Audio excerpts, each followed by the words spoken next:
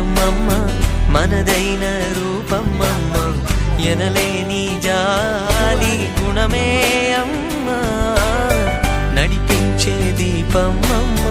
కరుణించే కోపం అమ్మ వరమిచ్చే తీపి శాపం అమ్మ నాయాలి అమ్మ